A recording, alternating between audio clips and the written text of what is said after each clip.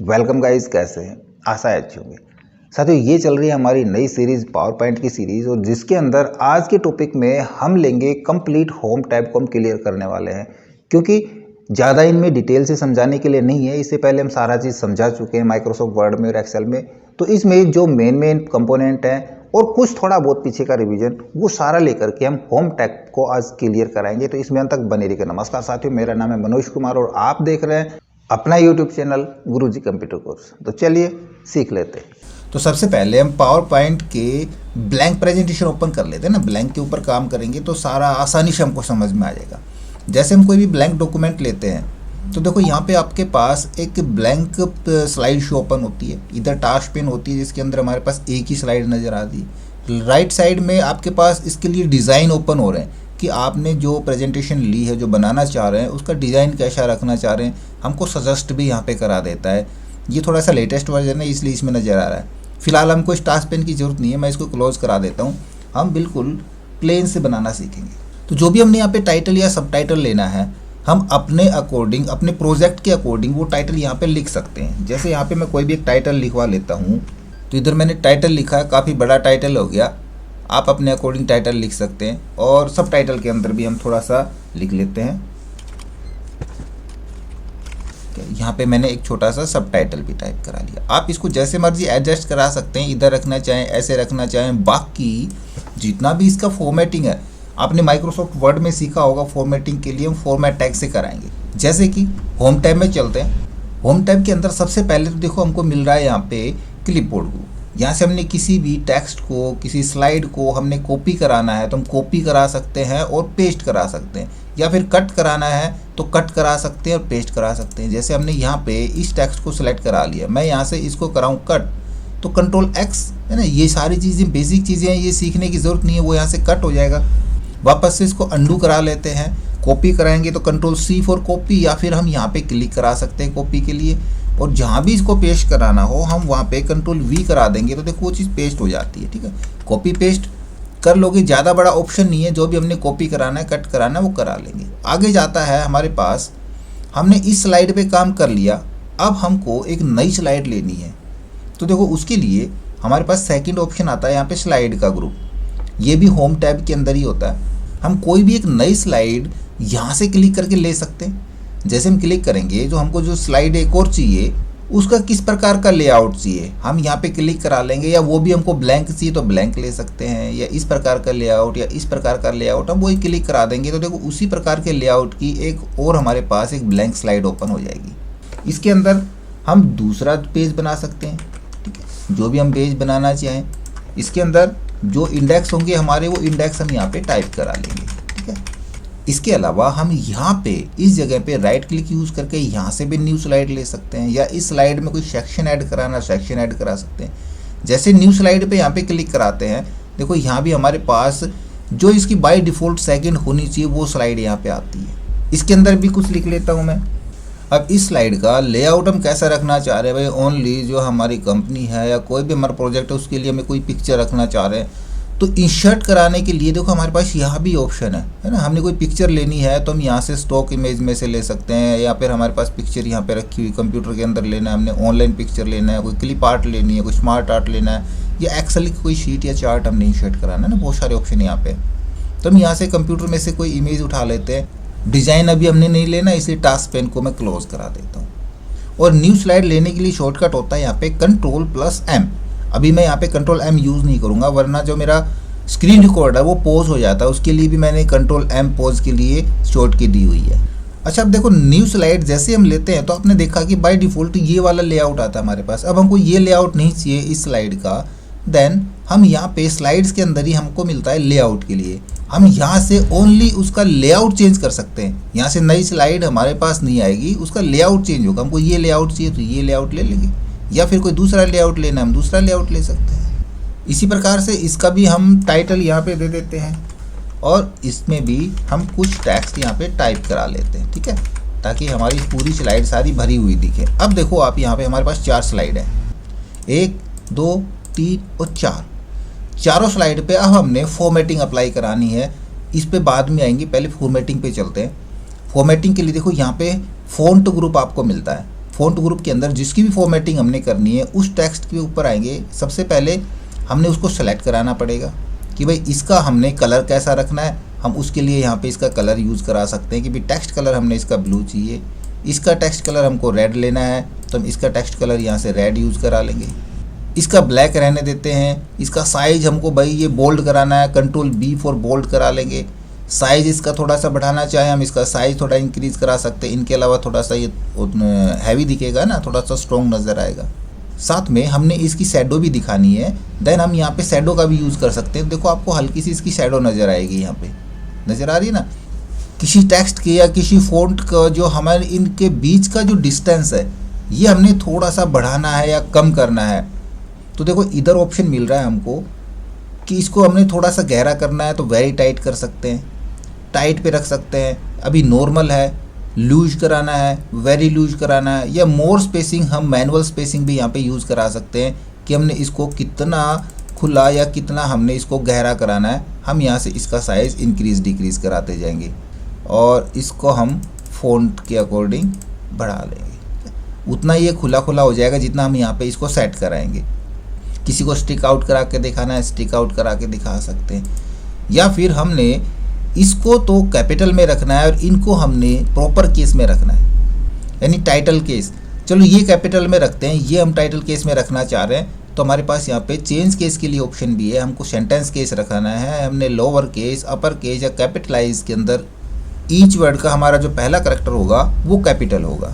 Font की style क्या रखनी है, हम यहाँ से फ़ॉन्ट की स्टाइल चेंज करा सकते हैं, फ़ॉन्ट का साइज चेंज करा सकते हैं। यहाँ से भी हम फ़ॉन्ट को इंक्रीज़ या डिक्रीज़ करा पाएंगे ना। इनकी शॉर्ट की भी मैं बता दूंगा। किसी की फॉर्मेटिंग हमने क्लियर ही करानी है देन यहाँ पे क्लिक करा लेंगे, फॉर्मेट क्लियर हो जाएगा। बैकग्राउंड हमने चेंज करानी है। अलाइनमेंट देखते हैं आगे हमारे पास पैराग्राफ ग्रुप है, अलाइनमेंट इसका कहाँ पे रखना है, हमने centre, left, right, justify align कराना है, वहाँ से हम इसको अलाइन करा लेंगे।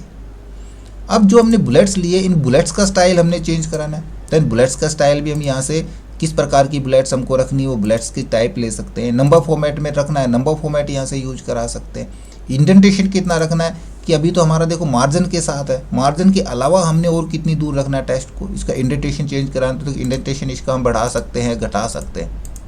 लाइन स्पेसिंग, एक दूसरे के बीच का जो लाइन स्पेस है वो हमको कितना रखना है, वो लाइन स्पेस हम यहाँ पे यूज़ करा लेंगे। ठीक है, ये सारी फॉर्मेटिंग की है जो आप पीछे पढ़ चुके हैं। ये टेक्स्ट हमको कितने कॉलम्स में रखना है, हम इनका यहाँ पे कॉलम्स यूज़ करा सकते हैं, 2 कॉलम में, 3 कॉलम में। अभी इतना ही टेक्स्ट है तो एक ही कॉलम में आएगा। यदि मैं यहाँ पे लाइन स्पेस ज़्यादा करा के अब इसका कॉलम्स का यूज़ करूँगा तो नहीं हो रहा है यहाँ से कॉलम्स का, क्योंकि हमको ज़्यादा टेक्स्ट लेना पड़ेगा तब कॉलम में बटेगा। तो वापस से मैं यहाँ पे डेड लाइन का ही स्पेस करा लेता हूँ। साइज़ को भी थोड़ा सा इंक्रीज़ करा दें, डेड का तो ज़्यादा हो जाएगा, कम का करा लेते हैं। साइज़ जितना था हमारा उतना साइज़ यहाँ पे यूज़ करा लेते हैं।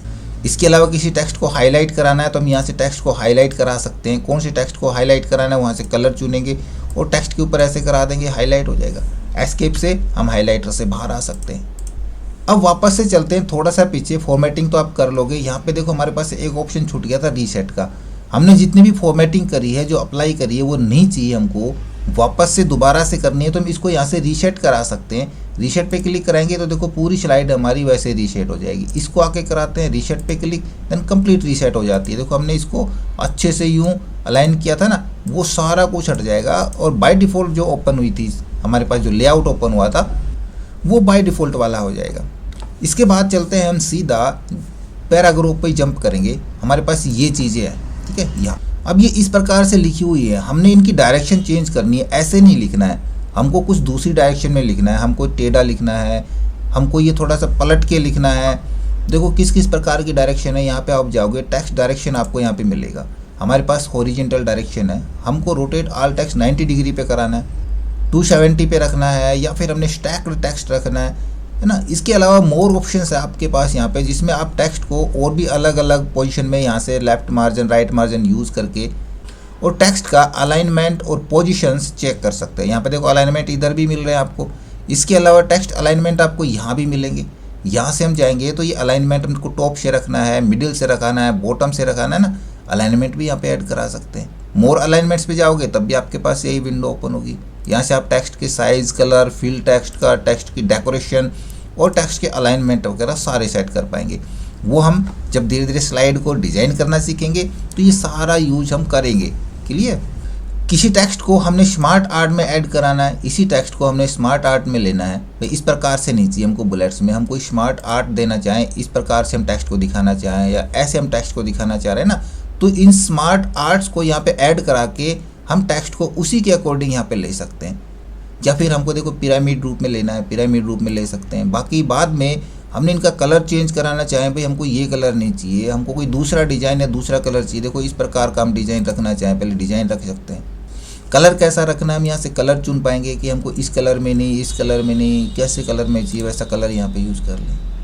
या फिर अपनी कोई शेप क्रिएट करना चाह रहे हैं तो हम अपनी शेप भी ले सकते हैं। उसके लिए हम सीधा यहाँ पे ड्राइंग पे पैनल के अंदर जाएंगे और कोई भी शेप ड्रॉ करा लेते हैं। ठीक है, हमने ये शेप ड्रॉ कराई है, एक और हम कोई शेप ड्रॉ करा लेते हैं, हम एक और यहाँ पे ये वाली शेप ड्रॉ करा लेते हैं।